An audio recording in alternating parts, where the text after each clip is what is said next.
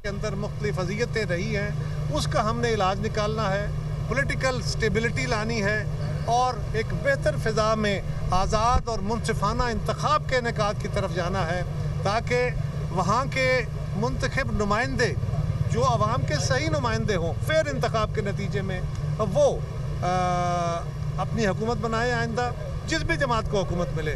और हम इत्तेफाक राय से ये फ़ैसला करके चले हैं। मुस्लिम लीग के इस फैसले को पीपल्स पार्टी ने माना है, हमारे इस फैसले को मुस्लिम लीग ने माना है। और अब क्योंकि प्राइम मिनिस्टर साहब सऊदी अरेबिया में हैं, उनके साथ मशावरत करके जो भी टाइमिंग इसकी होगी वो हम तय कर लेंगे। एक मिनट राना साहब बात करें। हसन साहब बिस्मिल्लाहिर्रहमानिर्रहीम।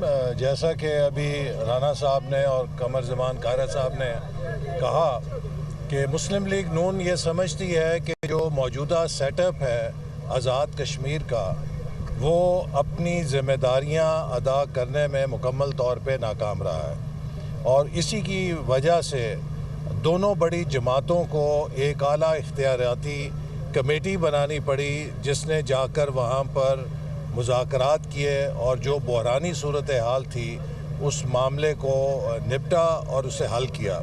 और उस पूरी सूरत हाल में जो चीज़ नुमाया तौर पे सामने आई वो यही थी कि मौजूदा सेटअप आवाम की उमंगों पर उतरने में नाकाम रहा है। और हमारा जो कमिटमेंट है हमारी कश्मीर के अवाम से कि हमने उनको एक गुड गवर्नेंस देनी है, हमने उनको तरक्की के मौके देने हैं, इसके लिए नागुज़ीर है कि मौजूदा सेटअप को तब्दील किया जाए। और इसके लिए पाकिस्तान मुस्लिम लीग नून और पाकिस्तान पीपल्स पार्टी में इत्तफाक़ राय है कि हमें तहरीक अदम एतमाद के ज़रिए मौजूदा सेटअप को तब्दील करना है। और इसके बाद मुस्लिम लीग नून आज़ाद जम्मू कश्मीर का ये फ़ैसला है कि वो नई हुकूमत का हिस्सा नहीं बनेगी और वो अपोजिशन में बैठ के अपना जमहूरी किरदार अदा करेगी और आवाम की नुमाइंदगी करेगी। और अगर पीपल्स पार्टी को मतलूबा तादाद हासिल होगी तो वो अपनी हुकूमत साजी कर सकती है। जी ये बताइएगा कि ज्वाइंट अवामी एक्शन कमेटी के साथ आप लोगों ने मुज़ाकरात भी किए, ये बताइएगा कि ज्वाइंट अवामी एक्शन कमेटी से आप लोगों ने मुज़ाकरात भी किए, 6 से 8 माह जो है वो बाकी रह गए हैं।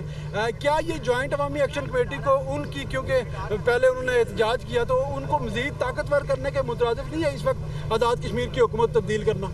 नहीं, ज्वाइंट एक्शन कमेटी को जो है वो ताकतवर करने की इससे क्या ताल्लुक है? वजह तो वही नहीं, वो कोई वजह नहीं बनी। वजह ये बनी है कि ये जो मौजूदा सेटअप है वो अपनी जिम्मेदारियां पूरी नहीं कर सका। उसने जो वैक्यूम पैदा किया उसकी वजह से एक्शन कमेटी और इस किस्म के सारे मसाइल जो है वो पैदा हुए हैं और लिहाजा इस सेटअप को ख़त्म करने पे इत्तफाक हुआ है। और आगे जो गवर्नमेंट बनेगी वो लोगों के मसाइल को हल करेगी, वो सर्व करेगी कश्मीर के अवाम को। और उसके बाद जो है वो इलेक्शन जो है वो होंगे, क्रेडिबल होंगे, फ्री होंगे, फेयर होंगे और जो नुमाइंदे मुंतखब आज़ाद कश्मीर के अवाम करेंगे उनको जिनको मैंडेट देंगे वो गवर्नमेंट बनाएंगे। देखिए जो ज्वाइंट एक्शन कमेटी है ना, एक मैं गुजारिश करना चाहूँगा आपसे कि देखें, ये जो प्राइम मिनिस्टर साहब ने ये जो कमेटी तश्कील दी थी, ये कमेटी वहाँ पर गई आपके सामने, हमने वहाँ पर जो है वो गुफ्तगू शनीद की और वो जो एक्शन कमेटी थे उनके जो हजरात थे उनसे भी हमारी मुलाकात हुई और हमारा एक मुआहदा जो है उनके साथ तय पाया। वज़ीर आज़म साहब भी और सदर पाकिस्तान साहब ने भी कहा है कि जो मुआहदा हम करके आए हैं इंशाअल्लाह ताला उसको डिलीवर किया जाएगा और वहाँ पर हर वो काम करने की कोशिश की जाएगी कि जिससे कश्मीर में रहने वाले हमारे बहन भाई जो हैं उनके लिए आसानियाँ पैदा हों।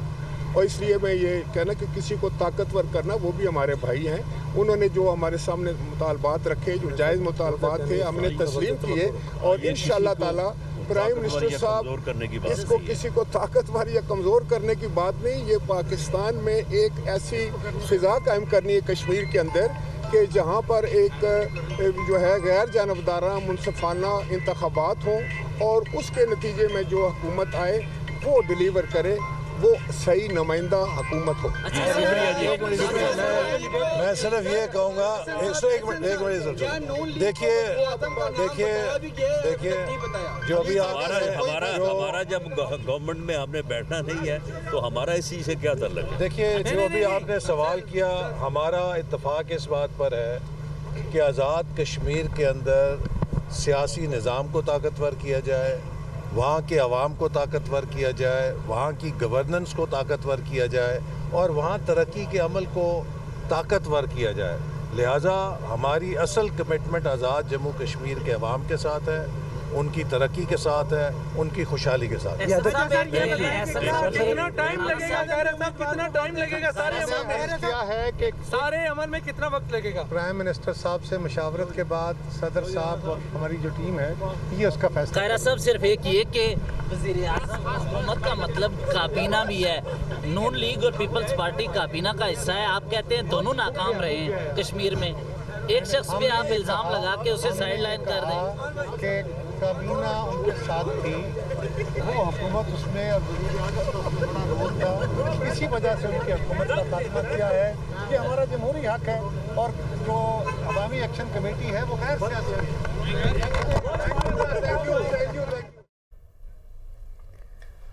इस्लामाबाद में मुस्लिम लीग नून और पीपल्स पार्टी के रहनुमा मीडिया से गुफ्तगू कर रहे थे। राना सनाउल्लाह ने कहा कि सदर मुमलिकत को अपने फैसलों पर एतमाद में लिया है। पीपल्स पार्टी की जानिब से मुस्लिम लीग नून को आज़ाद कश्मीर में हुकूमत का हिस्सा बनने की बाज़ाब्ता दावत दी गई। राना सनाउल्लाह की जानिब से यह बताया गया कि मुस्लिम लीग नून अदम एतमाद में पीपल्स पार्टी का साथ देगी। उन्होंने मजीद कहा कि तहरीक अदम एतमाद में नून लीग आज़ाद कश्मीर साथ देगी।